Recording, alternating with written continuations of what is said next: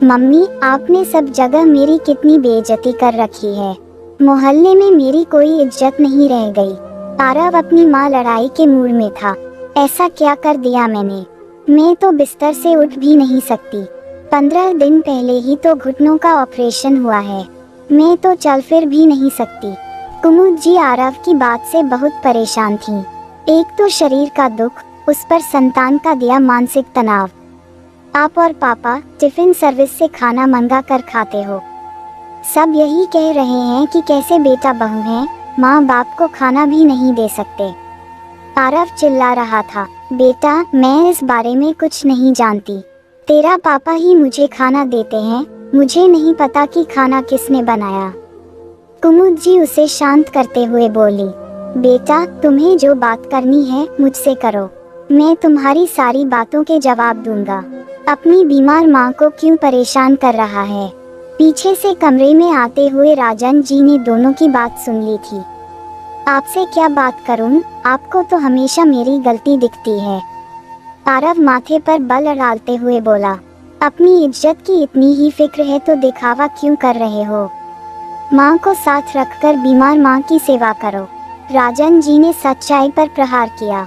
अपनी माँ को 4 बात सुनाने बैठ जाते हो, क्योंकि तुम्हें पता है वो तुम्हारा पक्ष लेती है, तुम्हें कभी गलत नहीं कहेगी। तो अब मैंने कौन सी गलती कर दी जो पूरे मोहल्ले में मेरी बेइज्जती की जा रही है? जो कुछ है तुम्हारे अपने कर्म हैं। तुम्हारी माँ का ऑपरेशन हुए 15 दिन हो गए, लेकिन तुम और बहू एक बार भी पूछने नहीं आए कि मम्मी आपकी हालत कैसी है। इतने दिन से संजना आकर हमारे साथ रह रही थी, उसने घर को संभाल रखा था। वो भी कितने दिन रहती, उसकी भी गृहस्थी है। उसके जाने के बाद क्या हम भूखे मरते? इसलिए उसने जाने से पहले ही टिफिन सर्विस सेंटर पर बात कर ली थी, जो हमें दोनों समय का टिफिन दे जाते हैं। तो दीदी के जाने के बाद आप मुझसे भी कह सकते थे कि बेटा हमारा खाना बनवा देना, लेकिन हमें बेटा बहू समझता ही कौन है? आपकी लाडली तो आपकी बेटी है ना। थोड़ा जबान संभाल कर बोलो आरव।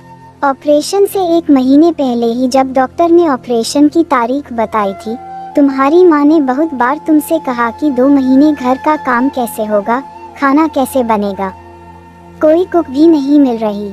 उस समय तुमने एक बार भी ये नहीं कहा कि मम्मी आप चिंता मत करो, हम हैं ना, सब संभाल लेंगे।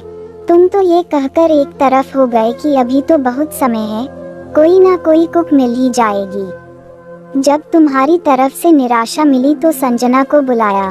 संजना के आने पर तो तुम बिल्कुल बेफिक्र हो गए कि माँ का हाल चाल पूछने भी नहीं आए। अरे कौन सा तुम्हें मीलों दूर से आना था, ऊपर से उतरकर नीचे आना था। एक ही मकान के ऊपर के हिस्से में रहते हुए तुम और बहू हमारे ख्याल नहीं रख सकते, तब तो तुम्हें मोहल्ले वाले याद नहीं आए, क्योंकि सब कुछ घर के अंदर हो रहा है, किसी को कुछ पता नहीं लग रहा। आज जब मोहल्ले वालों ने टिफिन आते देख लिया तो तुम्हें अपनी इज्जत याद आ गई। माँ बाप भूखे हैं या उनका पेट भरा है, तुम्हें कोई फिक्र नहीं। तुम्हें फिक्र है तो बस अपनी इज्जत की। बेटा ये मत भूलो कि सच्चाई कभी छुपती नहीं है, वो खुद ही सब जान जाते हैं। क्या तुम्हें समझ नहीं आता कि जो नौकरानी तुम्हारे हमारे घर के काम करती है, वो मोहल्ले के 4 घरों में काम करती है और वो सबकी बात दूसरी जगह जाकर बताती है। तुमने एक बार भी माँ या मुझसे पूछा, मम्मी पापा आपको भूख लगी होगी, आप खाने में क्या खाओगे? लेकिन तुम गलती मानने की बजाय उल्टा हमसे लड़ने चले आए। बेटा इतने सालों से भी तुम्हारी माँ बीमार है, फिर भी तुमने अपनी रसोई अलग कर ली। कभी हमने तुम्हारे मुंह से यह नहीं सुना कि मम्मी पापा भले ही मैं घर की शांति के लिए अलग हुआ हूँ, लेकिन आप चिंता मत करो, मैं हमेशा आपके साथ हूँ। तो बताओ क्या हम तुमसे भीख मांग कर खाएंगे? अभी इतना स्वाभिमान बचा है हमारा, हम अपना ख्याल खुद रख सकते हैं। अब बेटा पेट तो हमें अपना भरना ही था, जहाँ स्वाभिमान पर चोट ना लगे वहीं तो खाएंगे ना। पिता ने सच्चाई का आईना दिखाया तो आरव चुपचाप वहाँ से चला गया। कुमुद जी की आंखों में आंसू थे। राजन जी ने कुमुद जी का हार अपने हाथ में लेकर कहा, कुमुद तुम चिंता मत करो, मैं सब संभाल लूंगा। देखो मैंने हमारा घर कितने अच्छे तरीके से मैनेज कर रखा है।